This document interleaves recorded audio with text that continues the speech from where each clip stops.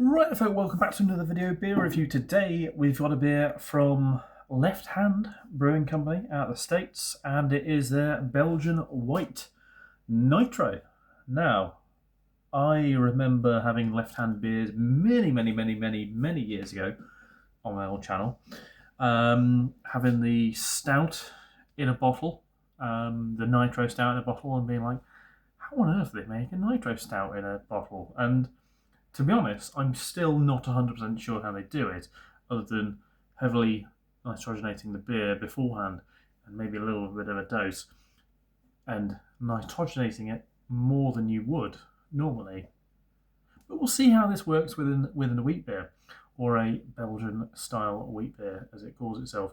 I'm currently watching another man drinking wheat beer. Disco is doing his Wheat Beer Wednesdays. I think is what he's calling it. I just saw there was a live stream going on, and I was like, I watched he was doing a live stream last week. And I was like, is this a regular thing? Sort of thing. I'll ask him. But yeah, tuning in and kind of enjoying it. So I thought I would join it with a wheat beer as well. After I haven't really been on the beers this week, been having other bits of bobs of stuff instead. So published on 6th of December, 26, 24. So what? Sorry, 26th of December, 2024 is when it was packaged. So it's not young at all. There's no age statement with this. But yeah, so there is an age statement with this. So yeah, Belgian style wheat beer brewed with coriander and orange peel. I didn't see that when I bought it, but now I'm more intrigued with having that in a nitro beer. That is almost disgusting.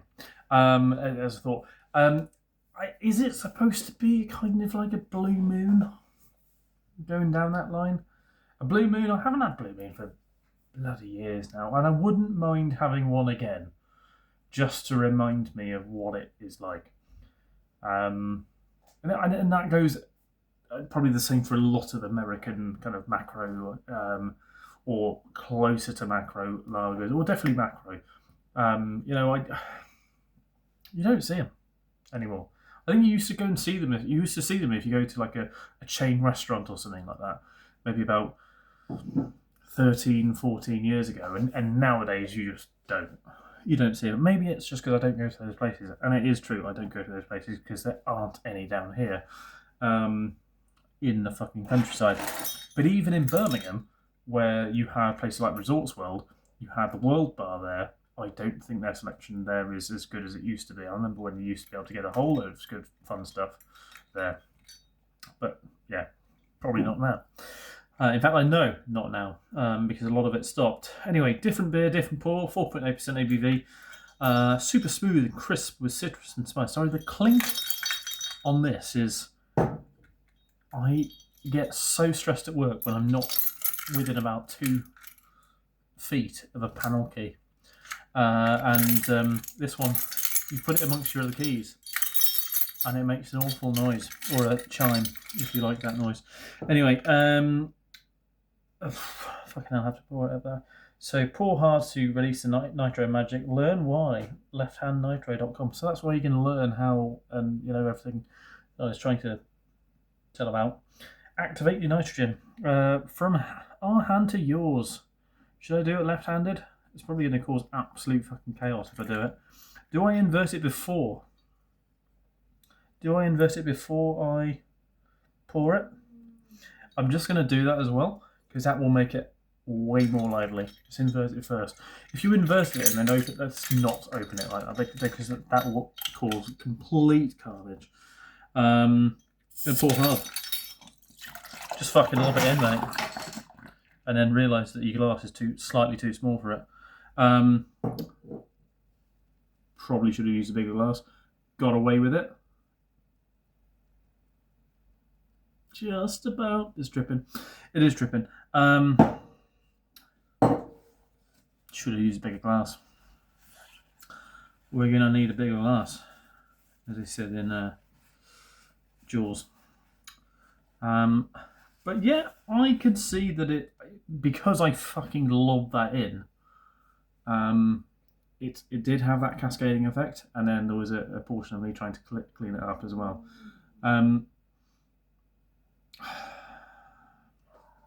What this reminds me of, and I was weirdly kind of thought about it earlier on today at work, is Guinness IPA. Remember when they launched Guinness IPA, the Nitro IPA? I remember going to a park and drinking 4 cans of it. Some of them straight from the fucking can. That was a wonderful time in my life. Anyway, some people call it escapism. It was definitely escaping from something. Definitely some escape was going to fucking, I don't know what, Sherwood?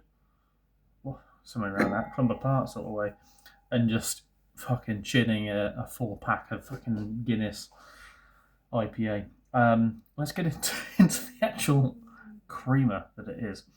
The nose of it is, citrusy, orangey sort of note, and then you do get that coriander note, and there's layers of kind of wheaty banana behind that as well.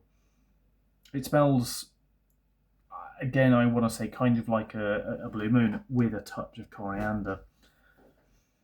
Interesting. Let's knock it back. Cheers.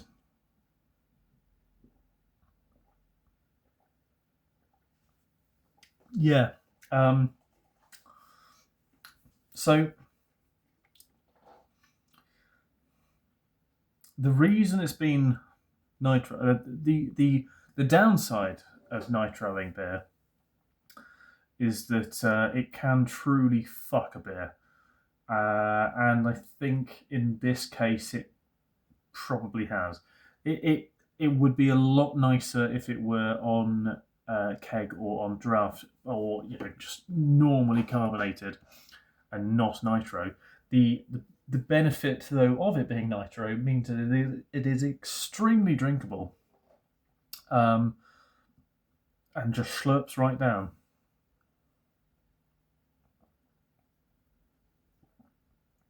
Because you're just drinking creamy banana, light citrus, and coriander. But what nitro does is it really nullifies, I think like 20 or 30%, I seem to remember reading years ago, how much you can actually taste. So if you imagine what a Guinness is, like standard Guinness, when you get a standard Guinness bottle, not the Guinness, creamer stuff, when you get a standard Guinness bottle, that actually tastes of shit. And that's what basically Guinness tastes like before it's been nitrogenated. And the cream of the nitro inhibits a lot of the flavours from penetrating your tongue and various receptacles upon your tongue. And this is again what's kind of happening in this. And that's why Carling Premier is such a wonderful product, because it inhibits or prohibits you from tasting so many wonderful flavours of Carling. But let's not go into my Carling appreciation and anything like that. But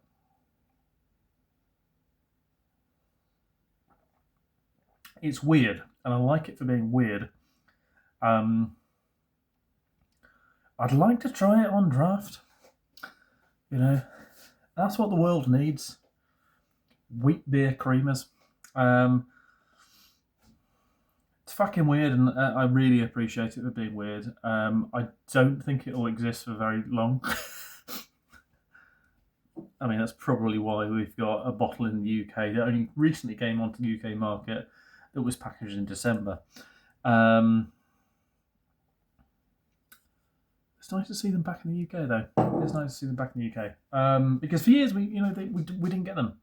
We haven't got them, and I will pick up a couple of bottles of the stout, because I did genuinely enjoy that a few years ago. So I'll pick up a few bottles, because it's not too bad. It's about $3.50 a bottle, something like that, which isn't horrendous for what it is. Yeah, it's odd. I like it. But the Nitro does dampen a lot of the flavours, is what I will keep saying. I love trying wheat beers and the like, and you don't see them around as much. I had one the other day on my birthday stream where I got utterly arseholed.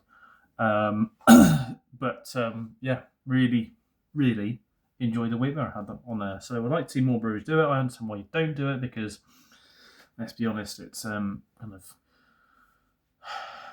economic suicide for a business is to invest in styles that don't sell well. But yeah, this interesting to try and fun to try, and reminds me of a kind of yesteryear in beer that doesn't exist anymore, and it's quite sad. See you next one. Cheers.